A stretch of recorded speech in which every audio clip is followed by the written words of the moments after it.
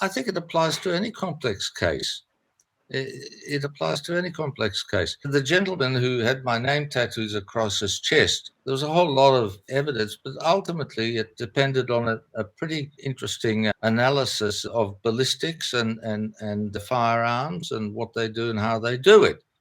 And you came to the conclusion that having looked at the material, you were able to cross-examine into a position where the expert had to agree that the lethal shot was a final shot and it had to be fired effectively in the course of a physical fight. Why? No one saw it, but there it is. I looked at the firearm. It had a loose cylinder, slightly loose. It was a worn firearm. And when I looked at the T-shirt that the deceased had, there were two areas of blackening, which was very interesting because one of them, of course, was gunshot residue and blackening from the muzzle, but the other was from the cylinder, which meant that the weapon had to be held like that to the chest.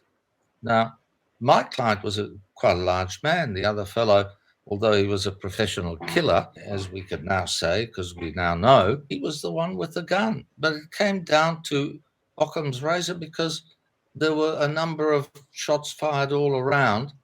And because when the gun was photographed and you could see that there was a missed pin, one of the rounds did not go off, you knew that the next one had to be the last shot because you knew the way the cylinder revolved, etc., etc. So it was a clear exercise in logic of saying this is what's happened.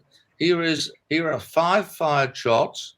Here is one in which the pin missed the center because, and of course you're able to say that was because there was a struggle and there was pressure applied. Yeah. So it wasn't an assassination where my client invited the guy to come in and then shot him. It was quite different. Right. So and that's an explanation of how you cut through to things.